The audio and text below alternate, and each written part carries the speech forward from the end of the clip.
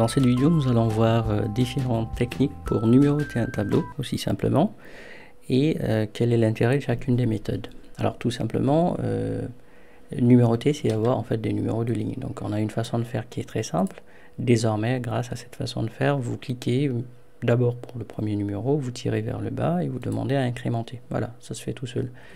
Alors, d'où vient déjà ce truc-là? Manuellement, Excel nous aide. Donc nous avons un outil qui s'appelle série qui est fait pour ça. Ce que nous avons fait tout à l'heure, c'était numéroter de façon simple, linéaire. Donc toutes les données sont dans une colonne à ce niveau. On va les répartir en colonnes.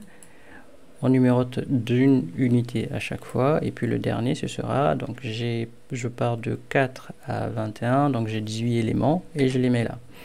À savoir que ça peut être d'autres choses. Donc là, pour tout ce qui est évolution automatique, n'hésitez pas à les essayer.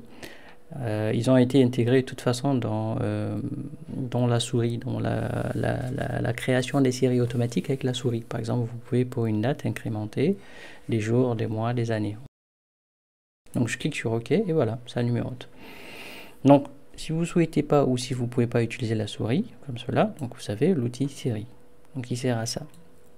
Alors les défauts, le défaut majeur des numéros mis à la main, c'est que si vous rajoutez par exemple une donnée, ça ne suit pas. Vous voyez, donc remarquez ici, je suis dans un tableau. Donc un tableau a l'intérêt de vous aider à incrémenter automatiquement par exemple des formules et des données. C'est une nouvelle façon de faire depuis la version 2007, on va dire. Essayez de l'adopter, ça vous facilitera beaucoup de choses dans la gestion de vos données. Donc voilà pour la numérotation manuelle, donc incrémentielle des numéros de tableau. Donc si vous imprimez votre tableau, désormais ce sera plus facile à lire avec les numéros. Maintenant, ce qu'on aimerait, comme on l'a dit, c'est que si on rajoute une donnée, en fait, que le tableau puisse suivre. C'est ce qu'on va voir dans ce deuxième tableau. On va déjà voir l'utilité d'une fonction qui s'appelle ligne. La fonction ligne vous permet simplement de récupérer, en fait, si vous ne le précisez pas, oups, il faudra au moins les parenthèses, voilà. Donc ça vous permettra de rajouter simplement le numéro de ligne en face, si vous ne le précisez pas. Maintenant, dans certains cas, vous pouvez préciser une cellule ou une adresse et il va extraire le numéro de ligne. Mais ce qui nous intéresse là, c'est dans un tableau. Les tableaux ne commencent pas forcément dans la première ligne. C'est pour cela que là, ils sont décalés. Donc mon premier élément, ma première numérotation sera 1, tandis que nous sommes dans la ligne 4. Alors on peut manuellement adapter cela. Donc je lui dirais par exemple, là, je sais que c'est la 4 qu'il va me sortir, mais je dirais de faire -3, simplement pour que le premier élément soit 1. Et vu que nous sommes dans un tableau et que c'est une formule, donc il incrémente la formule pour moi. Donc l'intérêt avec cela, c'est qu'ici, nous allons en fait simplement pouvoir continuer à rentrer nos données en fait, et la numérotation va continuer. Sachant qu'en supprimant une ligne, donc pour supprimer une ligne dans un tableau, vous passez par clic droit dans le tableau, il renumérote puisqu'il récupère les numéros de ligne. Donc très intéressant. Maintenant, j'ai fait une opération qui n'est pas très dynamique, c'est le -3. Donc pour l'éviter dans les tableaux, c'est assez simple. Excel est capable de récupérer pour vous en fait la position de l'en-tête, puisque c'est l'en-tête, à partir de l'en-tête qu'on commence à numéroter. Donc ici, quand je mettrai ligne, ok, et je vais cliquer dans une en-tête de colonne en fait. Donc qu'est-ce qu'il fait? Il me récupère en fait la syntaxe qu'il faut. C'est quoi? C'est simplement le nom du tableau, parce que les tableaux sont nommés. Ensuite, la partie qui va être récupérée, c'est les en-têtes, puis le nom de la colonne de l'en-tête. Et donc, avec ça, j'ai un résultat dynamique. Du coup, même si mon tableau change d'emplacement ou si je fais des insertions au-dessus, ça pourra continuer à marcher correctement. Donc ici, ce qu'on va faire, on va plutôt améliorer les choses. Ce sera moins numéro de ligne d'une des en-têtes, en fait, c'est tout. Voilà, le résultat est le même. Maintenant, encore, pour améliorer cela, nous allons voir la numérotation automatique qui agit selon les filtres. Exemple, je filtre mon tableau souvent avant de l'imprimer. Donc on va dire que je suis intéressé par certaines dates. Donc voilà, je prends mes dates. Ok. Donc vous remarquez, les numéros de ligne ne suivent pas.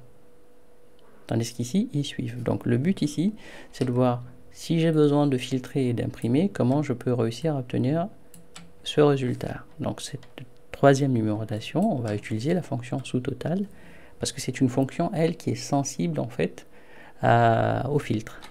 Ok. Donc, je vais enlever mon filtre. Voilà. On va partir de 0. Donc, ce qu'on veut, c'est que la fonction sous-total nous compte. Donc, pour compter, nous avons plusieurs fonctions. Donc, c'est une fonction multi... c'est un couteau suisse, si vous voulez. Il suffit simplement de choisir ce qu'elle doit faire. Donc, ce que je veux, c'est qu'elle compte le nombre de lignes, on va dire, déjà pour numéroter. D'accord? Et le nombre de lignes à l'écran. Donc, ici, ça va être nbval, c'est du comptage. Et je vais plutôt contrôler la zone où elle va faire son comptage. Alors, si je clique dedans, comme c'est un tableau, bah, là, ça marche, mais normalement, on aurait eu... Voilà, ouais. On se récupère, en fait, ici, des adresses. Donc, mais ce qu'on veut pour pouvoir utiliser les dollars, c'est les adresses L1, L2, voilà. Donc, comme mon tableau, ici, la première donnée commence sur cette ligne-là, je vais mettre ma formule ici. Donc, ça va être L4, donc, OK. Et L4. Voilà. Je lui dis juste de compter dans cette zone-là, OK. Pourquoi? Parce qu'en fait, là, je peux contrôler la première cellule. Donc quand je fais ça, les dollars, c'est quoi? Donc je viens d'appuyer sur la touche F4 du clavier. F4 du clavier vous permet de mettre autour d'une adresse des dollars. À chaque fois que vous appuyez, il vous met des dollars pour une référence absolue, une référence relative aux lignes, relative aux colonnes. Et vous appuyez sur F4 et tout. Sinon, vous pouvez cliquer simplement et les mettre à la main, c'est un peu plus fastidieux. Donc la touche F4. Donc je viens de bloquer la cellule de départ et la cellule de fin n'est pas bloquée. Ça veut dire que si la formule continue, l'adresse de fin va continuer à évoluer. Je valide, ça numérote pareillement. La différence ici, vous remarquez, au niveau de mon adresse, voilà. Donc vous remarquez que c'est plutôt L5. Ça veut dire qu'elle compte de là à là le nombre de lignes. Et donc ici c'est pareil, hein, elle va compter, on va dire, du début jusque là. Donc ça nous fait 6. L'intérêt, il est où? C'est que quand je vais filtrer, le comptage va se refaire. Bon, donc, on va le refaire. Je prends quelques dates. Voilà. Et OK. Donc, du coup, bah, le comptage se refait. Donc, si vous voulez imprimer et que vous filtrez souvent avant d'imprimer, donc que vous avez besoin de numéros adaptatifs, utilisez la fonction sous-total de cette manière-là. Sinon, si vous êtes dans un tableau, donc vous avez la possibilité de sortir les numéros de ligne pour numéroter en dur, vous souhaitez garder les numéros. Et si vous créez une suite de numéros manuels et que pour une raison ou une autre, c'est ce dont vous avez besoin, donc bah, c'est simple, vous avez vu comment faire, il faut juste créer une série.